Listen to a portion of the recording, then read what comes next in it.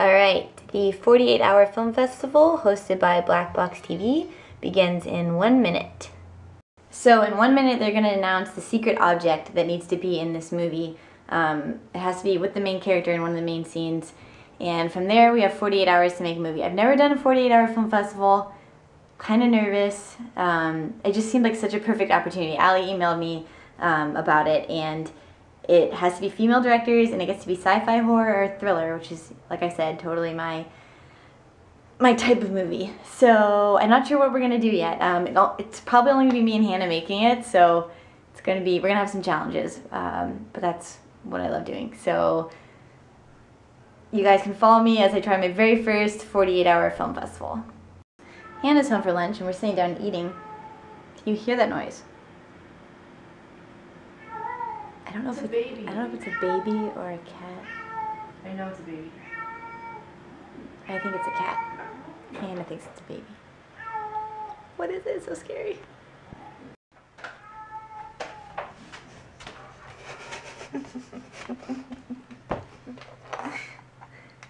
Classic Hannah. Not even.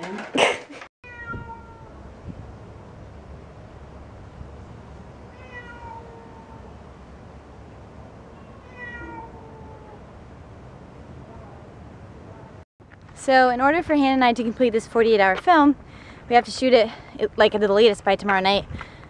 Sorry, I'm already out of breath. So that I can edit it in time. So I went here earlier, but now I'm bringing Hannah so we can kind of plan out how we're going to shoot it. Now I'm a little bit less frightened because I have somebody with me. So this next chunk of footage is what Hannah and I shot when we went up to the location, and it's basically functions as a rough draft of the short film that I was about to make. So you'll see that I've typed notes all over it, and it's just like a rough idea of what the shots were going to be like. But I think it would be good for you guys to look at if you are beginner filmmakers, and just give you an idea of like how the process that I go through when I'm coming up with something, especially that fast. It is easier to go out with a camera and just kind of like feel it out and see what kind of angles you like. So check out my rough draft, and then you can see my final product when I upload it as well.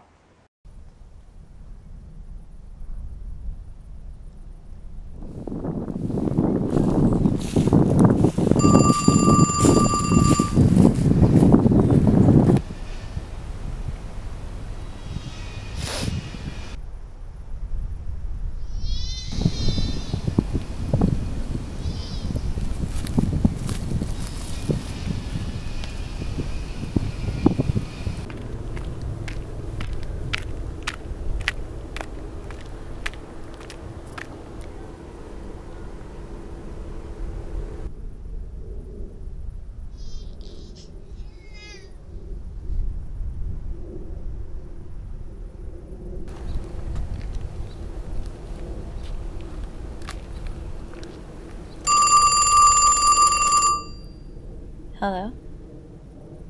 Hey, where are you? I've been trying to call you all afternoon. Sorry, I've been hiking. You're not in the North End again, are you? Hannah, I told you that place was haunted.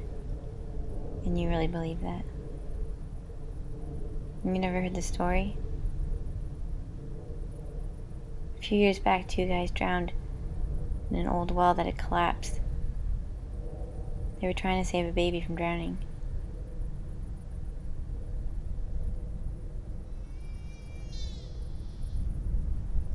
Hello? You still there?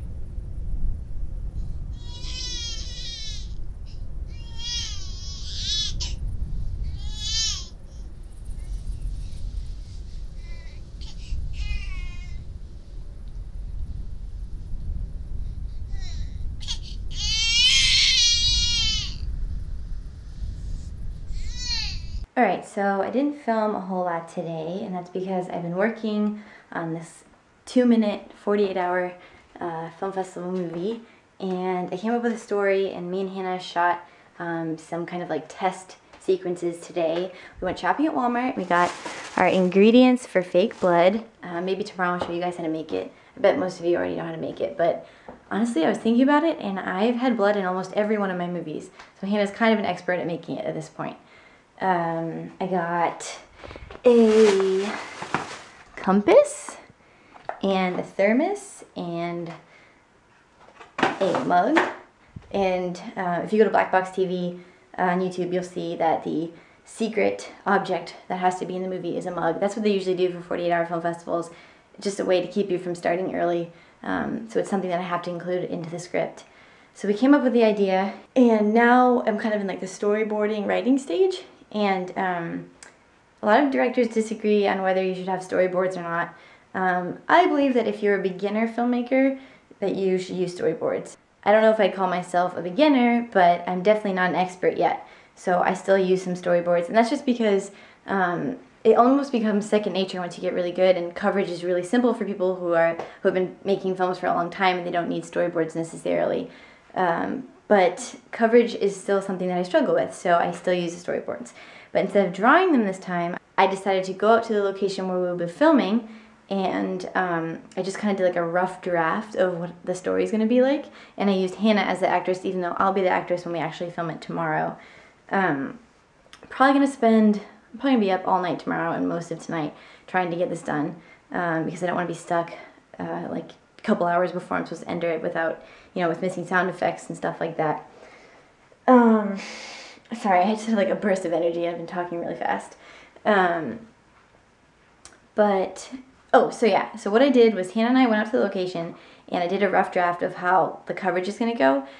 So none of it really cuts together perfectly because I didn't really know what I wanted yet, and the sound is off and there's no lines, and the costumes aren't what they're going to be.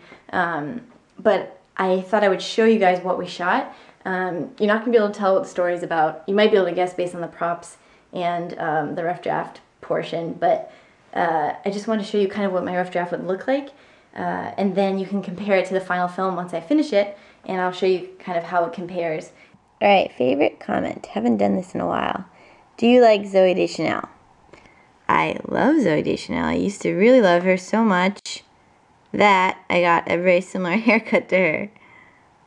There, you saw bangs. There's Allie and Hannah too. But who I really love is Emily Deschanel, which is her sister. I love her because she is in Bones. I haven't seen her in anything else, but I want to. I love her as Temperance Brennan in Bones, the TV show.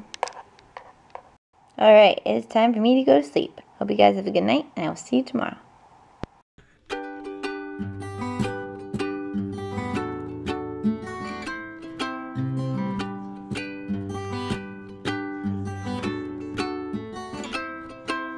I like girls that don't like me. I wonder if we'll ever meet, but chances are you're not for me, 'cause I'm not sure about